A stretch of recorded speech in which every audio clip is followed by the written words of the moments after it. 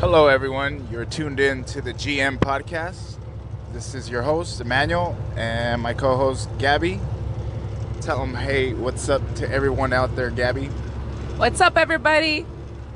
Today, we wanted to talk about a particular subject. This subject is it's one of those subjects that really hit home, really hits deep. Um, it is, the subject is called death. I have a few experiences myself. Um, I'd like to share my history with it. And if you want to let people know what your perspective is on this subject, partner, let them know. Yeah, death. Death is one of those subjects that people don't like to talk about. It's a taboo topic, kind of like sex. But death is one of those things where we know is part of life, yet we act so surprised. I don't know. I'm gonna try my best to describe what is going through my mind. Like it's so we know that we're all gonna die. Like we know that our futures, death is in our futures, right? I mean, everybody can agree with me on that. Yet we live in a rat race every day. We live as if our hours are not ticking. We live unhappy. We live struggling. We live working paycheck to paycheck. Unfulfilled. Very unfulfilled. A lot of people lived very unfulfilled. But we know in the back of our minds, we know that death is coming. We know that it's in everybody's life. Nobody can escape it.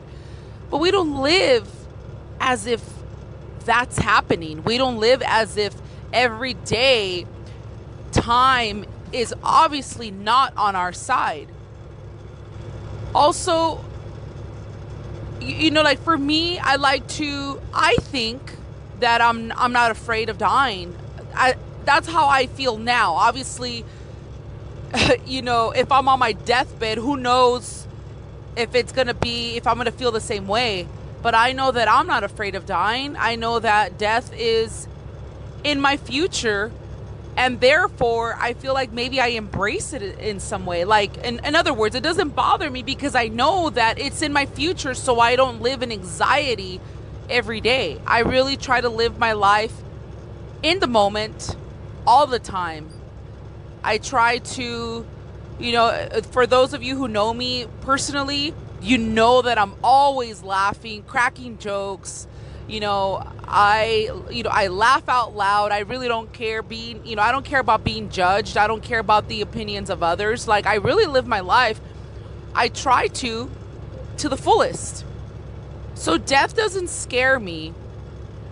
Death upon my relatives does. Like, I don't want them to die, even though I know that it's also in their future. But I can't see myself without my mom, or I can't see myself without my sons. First of all, I hope my sons bury me, always. That's all. I don't think a parent should ever have to bury their children, but it happens.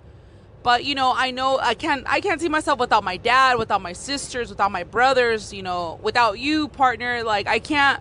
There's certain things that I don't accept. Like, I can't see myself without these people in my life. Yet I accept my death.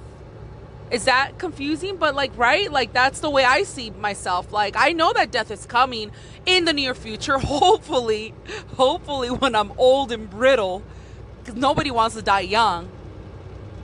But I can't see the death of my relatives. I mean, do you have any insight on that? Yeah, I do actually. That's good that you feel that way, partner, because you should live your life to the fullest. You should live your life, I wouldn't say worryless or carefree. There's a lot of things at stake, and time is ticking. Time ticks for any living creature, man. Yep. From a plant to a human being to an insect, whatever it is. anything that breathes will have to expire. But that's good that you feel that way, because I have a near-death experience. Um, as a teenager, I was 17 years old. I was involved in a pretty pretty bad accident. It was a motorcycle accident. Um, but just right before the accident, I remember just everything flashed in front of me. I was 17 years old, so I didn't have much of an experience life. But in that moment, I remember just seeing like this flash of light, and everything that I had experienced just went instantly. It was a split second. I could see myself being born and having this childhood, a great childhood at that, and just hanging out with my siblings. And I remember like all that just flew by me, and it was so crazy. I knew in my mind that I didn't want to go out that way.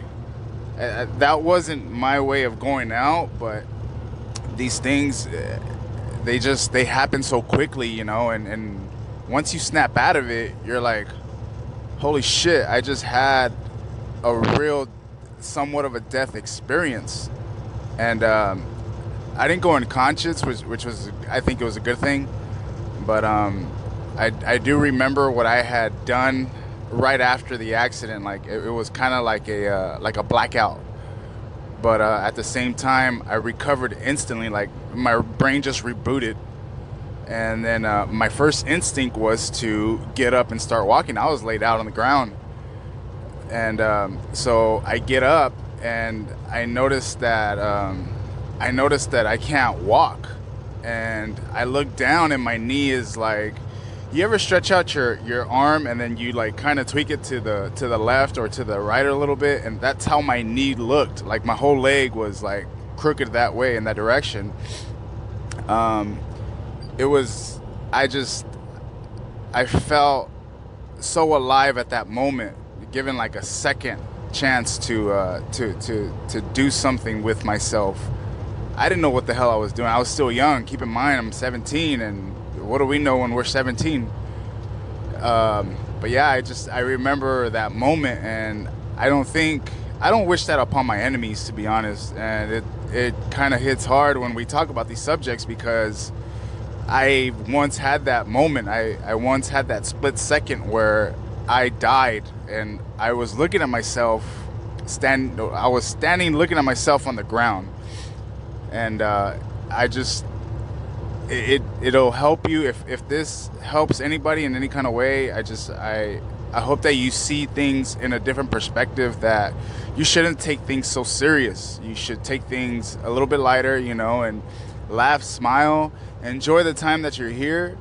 And what do you think?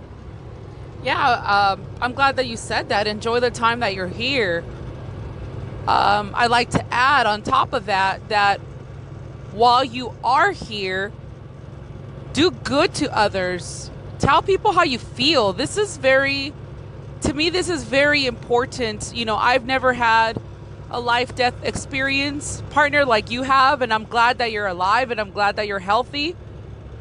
But I saw my brother drowned in the pool in our backyard. It was a very horrific accident. I was little. I was like maybe 8 years old. But tragic moments like that will stick to your mind. Like, I remember vividly that day. I don't remember much about being 8 years old, but I remember my brother's tragic accident. I discovered him in the pool. My parents weren't home. My parents had hired babysitters to take care of us. And obviously they didn't do their job. And my brother wandered off to the backyard, and from what I was told, he was trying to chase a ball. How old was your brother? My brother was 2 years old when this happened, and my brother was trying to chase a ball, and he fell in the pool. And I found my brother in the pool, face down. In no swimming experience. No swimming experience. My brother didn't know how to swim. And I remember walking into the backyard and seeing my brother face down. I remember his hair floating in the water. Like, I remember his hair floating in the water, and I just stood there. I mean, what am I didn't know what to do. I stood there, and I didn't scream, and nothing came out of my mouth. I was frozen. And soon after, one of the babysitters came running out because we were looking for my brother. Prior to me finding him, we were looking for him because, we were supposed to sit down and eat some dinner. And when I was standing there in awe, like I was traumatized. Soon after, just maybe a few seconds after I discovered my brother, the babysitter runs out and she screams. Like, I remember her screaming so loud. It frightened me. I didn't know. I was so still. You can't forget that. I can't forget that. I remember every vivid detail of that day. I remember the ambulance getting there. It was a horrible day. And then to make things even worse, my parents get there in the middle of all of it. So, and then I saw my parents distraught. I saw my dad like he had to be restrained because he went insane that day. And I remember everything. Me and my little sister, me and my sister, she's 2 years younger than me. We were so afraid. We ran into one of the bedrooms, locked ourselves in the bedroom, and hid under the bed. And we didn't come out. So that was the closest I've ever been to death. My brother passed away just 6 months later. I think maybe less than that, actually. I'm sorry, not 6 months later. That was my father, who died 6 months later after being in a coma. My brother died soon after. He didn't make it. But they pretty much told my parents, like, if we keep him on life support, he's going to be a vegetable. He's not going to be able to do anything, and who knows if he's even going to live past a certain amount of time. So my parents decided to remove him off of life support. But that's the nearest death experience I've ever had. And how would you control your situation at that moment, if you can reflect on that? Oh, at 8 years old, I had to live with the burden of guilt. For years, I felt guilty that I didn't do anything. I felt like I could have saved my brother if we would have gave him CPR. I felt like, at 8 years old, to walk around with that type of guilt, I felt like my brother could have lived because of me. It took me a long time to let that go. And, and then of course my father dying, I wasn't, I wasn't alive. I was just a little infant. But my father's passing, my father, my biological father, because I have my stepdad and he's like my dad. He is my dad. He raised me. But my biological dad, encountered an accident when he was only 18 or 17 years. No, I'm sorry. He passed away when he was like 20. But my mom was already pregnant with me. So when my dad had the accident at work, my mom was a widow. Pretty much like when I was born, I think my dad was like alive for like 3 months and I was just 3 months. And then they took him off of life support. So I've had so much tragic loss in my life that there came a time where I felt like there's actually moments that sometimes I do feel alone. It's like you go through all these things. My father's death, and I tell you this, partner, that I never met my dad. I met him for a brief moment, but I don't remember. I was a toddler. But I feel like I have this connection with my dad. I've always felt that. So even my dad's passing, even though I never met the man, it also affected me. I felt, growing up as a kid was difficult. I felt abandonment. I had abandonment issues. I felt there was a lot of things that happened in our lives, including my mom being a widow. My mom went through depression after my dad died. We lived in a van. My mom and I was an infant, and my mom, I didn't know this until recently, that my mom was so depressed and embarrassed of her being a widow. I don't know why my mom was embarrassed, but I guess trauma hits people different. My mom was like ashamed of her situation, and her and I lived in a van. So death is tragic. Death is tragic, especially when you die that way. We all hope to grow old and die of natural causes or die of old age. We all hope that. But the reality is that it may not happen that way. So why not live as if every day is the last? Live happy. Enjoy your family members. Tell people how you feel. Don't hold grudges. I don't hold grudges. And honestly, I think sometimes that pisses people off because I don't hold grudges. I walk around like everything's great because everything is great. So when someone's mad at me, I'm like, okay, whatever. Like, I don't hold grudges like that. Did you, before I wanted to touch bases on another, funeral. So like, is there anything that you wanted to discuss? Speaking of funeral, I had to bury my daughter at she was a stillbirth baby at 7 months 7 months in the womb. I remember being at work and I get this phone call from my ex-girlfriend, and she tells me, we were pregnant at the time. She tells me that she can't feel the baby. And I'm like, oh man, okay, so what's your next step? She's like, well, I'm gonna go to the doctors and see what they tell me. I'm like, okay, well, I hope everything's okay, and I'm worried, but I'm also at work. So she gets to the hospital, or she goes to the hospital. She gets herself checked out.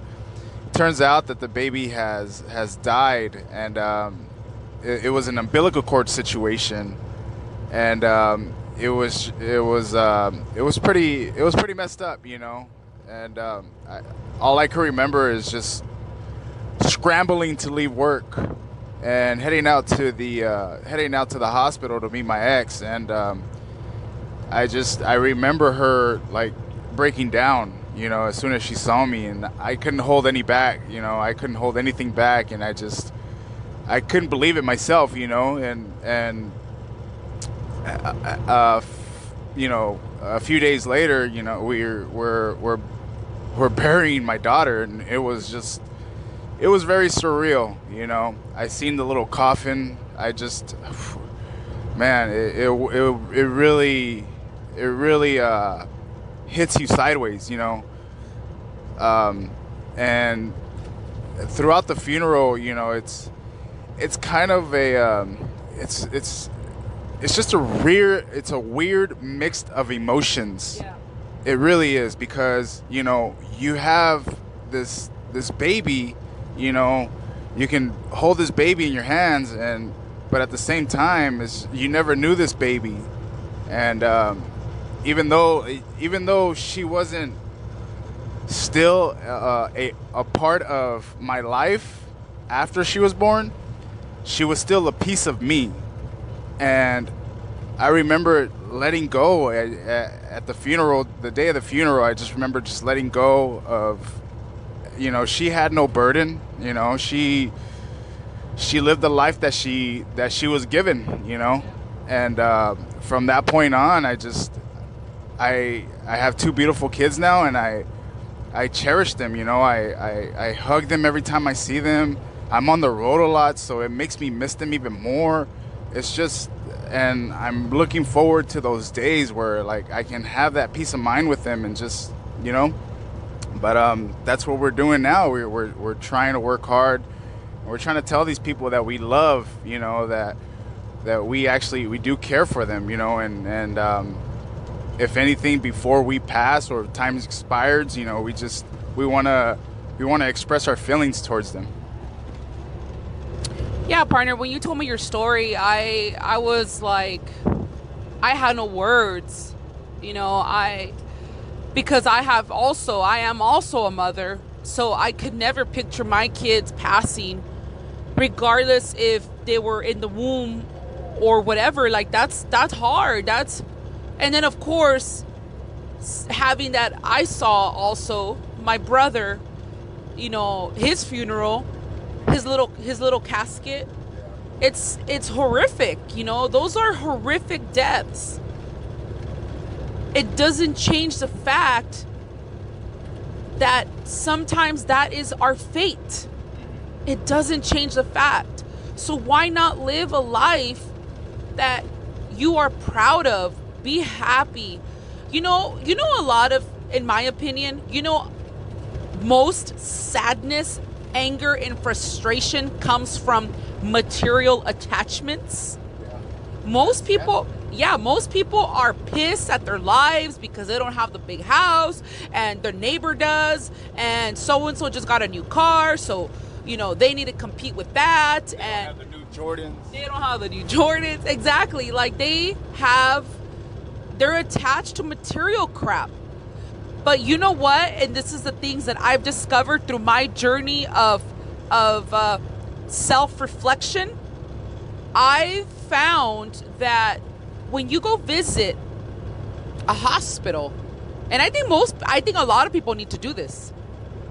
I understand it, but when you go visit a hospital where people are literally dying, they will tell you all that material shit don't mean a damn thing. They wish they had more time to be with their loved ones. They wish they could have taken a chance and told somebody, hey, I like you. They wish they could have traveled to Europe. They wish they could have started that business. Like, none of it is materialistic. A lot of it is dreams and goals and love. People who die and take that to the grave is devastating. And so I'm trying to live my life in a way where when it's my time to go, I hope that I have a split second of realization and say, shit, I lived a fucking badass life. I did what I wanted. I took challenges. I was the best that I could possibly be. People will remember me. That's how I want to go.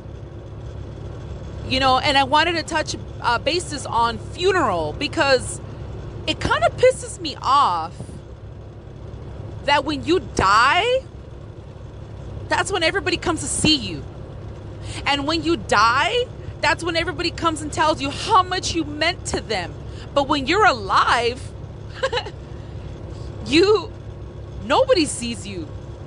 Nobody tells you. And you live this lonely life in the living.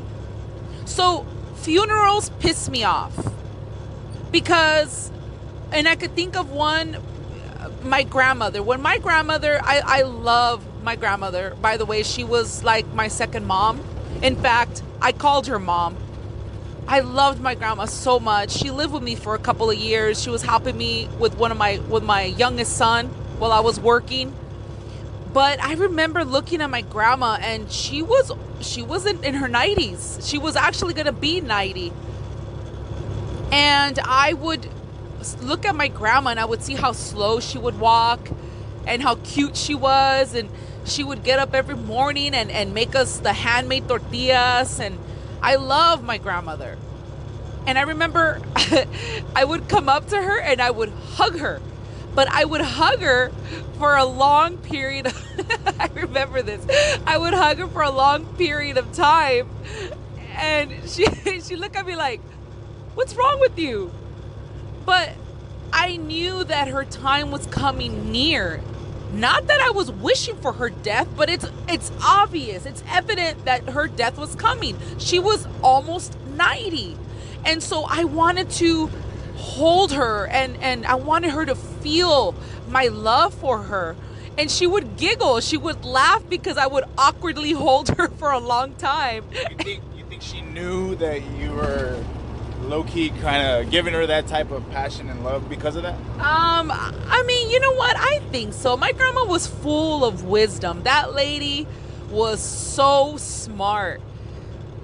My grandmother was so smart. She had this ritual which she would wake up in the morning and she would sit in prayer cuz you know, when I was getting ready for work, I could see her, I could kind of know what she's doing. She would sit in prayer for a while.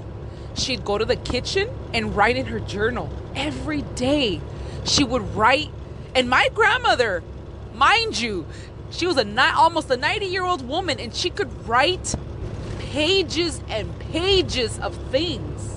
And she would write in her journal every day. And I would admire her so much. And I would tell her, Grandma, you should stay in bed. Like, why you get up so early? She's like, oh, no. Like, I can't stay in bed. You got to get up and move. And when my grandmother, okay, so my point is, because I could go on and on about my beautiful grandma. The point is that when she was alive, not a soul would come visit her. Not one soul, other than her closest, like my mom and my aunts, her daughters, me, well, she lived with me, some of my siblings, here and there her sons. That's a whole nother topic because my uncles would just come to pester her. So I don't want to get involved with that, but they would just come to pester her. So nobody would come visit my grandmother. Nobody. Other than one of my uncles is not like that though. I take that back. Out of her 3 sons, her living sons, one of them is not like that. He would actually come and visit his mom and take her places and stuff like that. And he knows who he is. But nobody would come visit her. And it would bother me because I know she felt lonely. I know she did. And me and my mom and my aunts, we would try our best. Like we were her like girlfriends. We would take her to the mall. We would take her to dinner. We would take her to like get her nails done. I mean, she was like part of our girl club, I guess. And when she died, I was severely hurt because it was like watching my mom die. And I remember her funeral, and I remember feeling so much anger that everybody from like everybody from the corner of the world came to see her. And I was like, what the fuck are they doing here? Like that was exactly my attitude. And maybe I shouldn't have had that attitude because I know that people mean well. I'm not bashing them. I know they mean well, and I know they mean to serve respect and to show up, to show their respect and to show their support. I know that. I'm not saying that. But they could have done it when she was alive. They could have at least once a year come to visit. They could have told her how much she meant to them. Yeah. And so it brings me back to the funeral. Like, and I'm very open with like, when my time comes, there's gonna be invitations because I know it's crazy, but there's gonna be invitations, and if you're not invited, please don't show up to my funeral. I don't hold grudges and I don't hold anger towards anybody, but if you're not in my life right now, if you're not actively in my life, and I don't feel your love and I don't feel your happiness towards me, and why are you gonna come see me when I'm dead? For real. Like, I'm gonna invite myself. Stop. You're gonna have a VIP section. No, for real though, like, why are you gonna come see me when I'm dead? If you could have told me. And you know what's really trips me out? That you could not talk to somebody because they're mad at you, or you're mad at them, or vice versa, and you guys are angry and bitter and you guys don't talk to each other. But when you die, or when they die, all of a sudden the tears come out that oh, he was a great guy and I'm gonna miss him. Like, motherfucker, you should have said that when he was alive. Not when they're dead. They can't hear you now. So take that shit home. For real. Like, yes, it sounds a little cold, but I mean it. Like, why cry at their funeral when they're dead and they can't even hear you? Speaking of, your grandma being an elderly person, I have an experience also with this kid. I was working for the post office. I was hauling mail back and forth, Santa Ana to City of Industry. On my last trip from Santa Ana back to Industry, we came to this complete stop. I'm in a box trailer, and we come to this complete stop. They're doing construction on the 405, and all of a sudden, all I see is brake lights in front of me, and then soon after, I felt like a hard, like if something rear-ended the back of the trailer. But it just felt like a bobtail type of truck, like a heavier but not that heavy truck. So I'm like, oh man, shit. So I get off of the cab, I go and check, and there's this car. It's like a 2019 Honda Accord, white. Anyway, these details, like I think I should let you guys know because I want you guys to feel my reaction, my moment, and But anyway, I get off of the cab and I go and check, and there's this car pinned underneath the back of the trailer. Keep in mind, half of his car was all the way in, half of it. So the front end of his vehicle was towards the way back of the axle of the truck tires, or the trailer tires, I should say. And I as soon as I seen this guy in there, I'm like, oh shit, what do I do? I go and get my phone, I call 911, and at the same time, I'm trying to get this kid out. I'm kind of panicking because I can't get him out, and the reason why I can't get him out is because he hit the trailer so hard that his Accord, it like an accordion. Yeah. It just, everything smashed in together. So and it was wedged. Yeah, the force of the impact was so bad. I could only imagine what he hit. Like body parts. I'm talking like what parts of his body he had hit. And I remember him trying to breathe. Oh man, and my heart is just pounding. At the same time, one of my cousins has the same type of vehicle, and I'm like, oh my gosh, like I thought this was my cousin, and I almost lost it, guys. And I remember trying to get this guy out. I took off his seatbelt, and the people that witnessed it.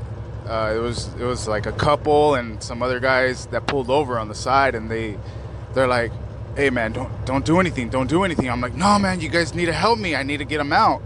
And the guy was just like, he was just trying to breathe and through his nose and through his mouth, and I see him like expire slowly, and it really weighed on me,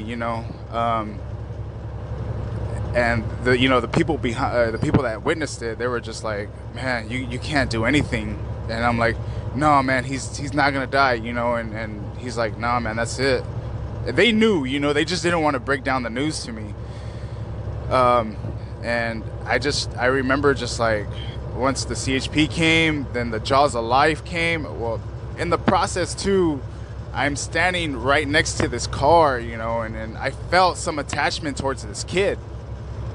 And I'm standing like close to the front end, but on the where the wheel is on the driver's side area.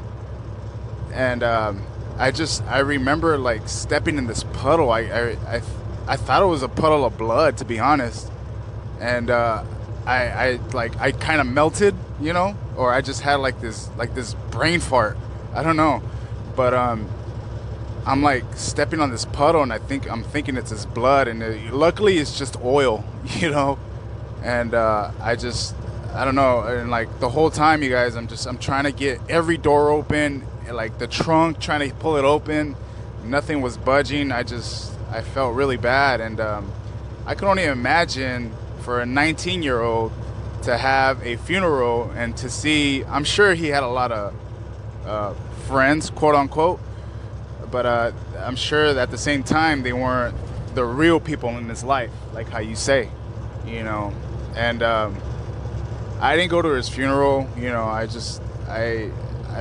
wasn't too comfortable that way, and you know, for me, death is a very touchy subject because it's kind of happened to me like throughout my kind of adult life, you know. So when it comes to funerals, from my end, from my perspective, you know, all are welcomed, but at the same time, you do make a valid point. You know, who are these people? And if you're here now, I think if you're conscious and you're realizing what's around you, who are the people that really matter to you, you should let them know how you feel. You know, don't wait until the day that you see them in a coffin or they're about to be buried.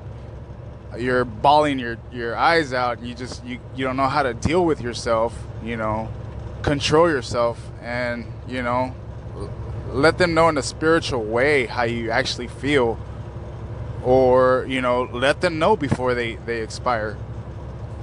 You know, I thank my parents, you know, for being there, and I do go to my parents' house late at night sometimes, and my mom's laying in bed, and I give her a hug, and you know, I do those things. I think those things really matter, you know.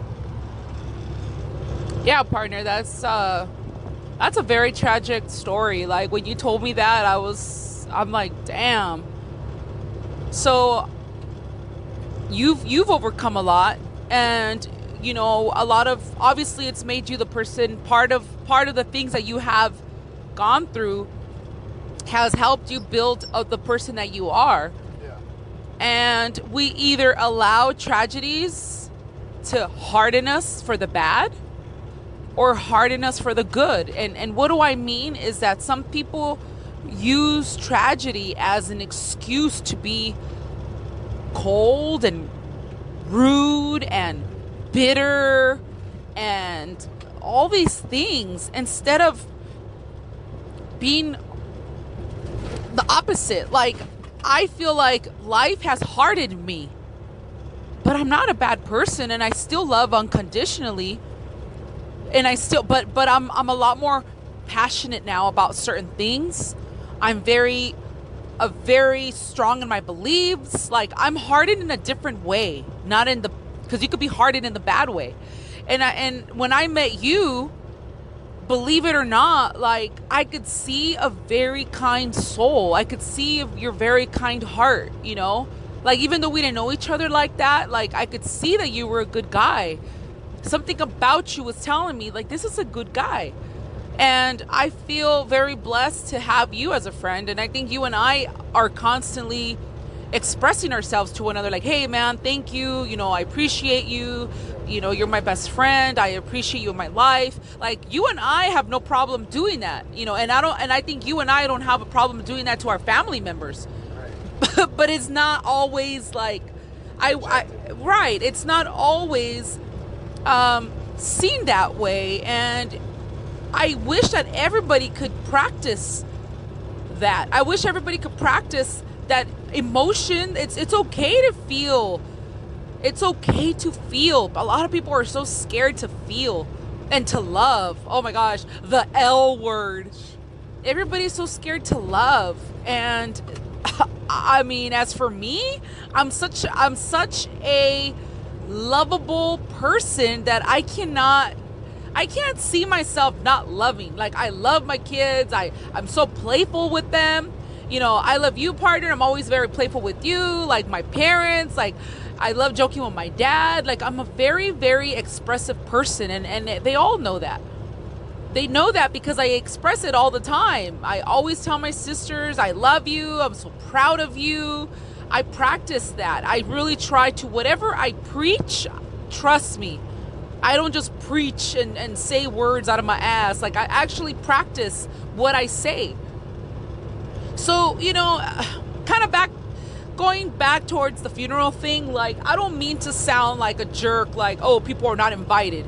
But honestly, like, I hope I make sense. Like, if you're not in my life now, and if you really don't care what's going on in my life, there's really no sense to coming to when I'm dead. That's how I see things. Like, of course, I would hope that the people who really love me will be there. The people who really love me will be there. There is no point to show up to a party if you don't know them. That's how I see it. So that's kind of what I mean. Like, if you're going to a party just for the food, you know what I mean? Like, that's rude. That really is rude. And that's how I see a funeral too. Like, at the end of the day, I don't want my funeral to be a sad one. I want it to be a happy one. I want people to celebrate my crazy ass life. I want people to say, like, remember this? Remember that? Like, that's how I see my funeral. I'm not gonna see it, but I hope that everybody is happy that I was in their lives, and I hope that everybody could have some great stories about me. And I mean, really, because life is inevitable. It's in everybody's future, but we live at a constant battle and down each other's throats, and jealousy and ego and all these envy. It's so sad. It's really sad how the human mind works. Our dark side, because every human has a dark side, our dark side is pretty dark. For real, like, our dark sides are pretty dark. And I think that if we don't understand ourselves, our dark side will always bleed out. And if you take self-control and I wish I could have, like, be an expert in, like, meditation and yoga, because that is I heard it is so beneficial to your mind. It calms you. When you are able to control your emotions, and when you're able to not be angry, because anger normally comes from the lost control that you have over a situation, or somebody pissed you off. So that means that they hold the control over you. When somebody pisses you off, it's because they control you. So, I mean, my point is, guys, like, life is so damn short. We all know that. We all hear that. We all repeat it. But do we live it? We don't live it. We don't live like life is short.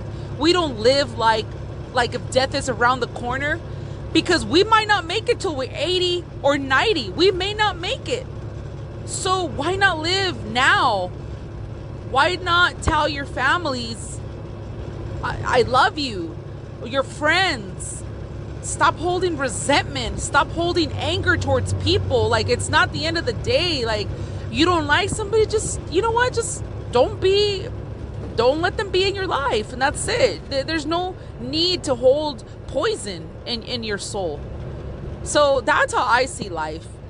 I'm not going to get too into it, but I just want to, which is the whole COVID thing. Like, God, my gosh, like, that just, we know the statistics on this virus, yet everybody's so fucking scared. Like, life is short, guys. Live it. Because it doesn't matter if you hide under a rock, death will find you. So live it. Live your life. It doesn't matter if you're in the desert and nobody else is around. You're gonna die of something. So seriously, like, live it, guys. That's my frustration, and I'm sure you could sense it. But that's how I see things, and I wish everybody could just be fucking happy and fulfilled, because that's ultimately the goal. I think, in life. Yeah, good insight, man. And yeah, you're right. You know, death does come knocking at your door no matter what time, what day. It doesn't really matter, you know. Death is going to be like, yo, you home? You ready to go? Exactly. But no, man, I hope that when I'm expressing myself towards people that I really do care about them, you know, whether it's through a text, whether it's through an email, whether it's through the phone, whether it's in person, I want them to feel like I'm genuine, you know. I don't want them to feel like I'm being this fucking fake person. I'm not, dude. I'm not. I've lived death and life experiences. I know what it feels like to feel, all right? And I just, for the most part, I just hope people understand that I'm not coming off fake, you know. And that's the last of, honestly, that's the last of my damn worries, because I know I'm not. But at the end of the day, you know, whether it's through like I said, whether it's through a text, whether it's through the phone, you know, for me personally, I like to write things out, because I feel like I'm feeling my energy in these texts or in these words, you know. And I hope people can take that to the bank, you know, and just let them know that I do care about them, and I like seeing their faces, you know. Obviously, the people that I reach out to. I think that's about the time that we have. You got anything else you want to say? Yeah, I know this is a very heavy subject, so I like to end it with the joke. It's about death, but it's really hilarious. It's kind of, to me it is. So there's this man at a bus stop, and death comes knocking. Death comes up to him and says, "Hey, I'm here to take you."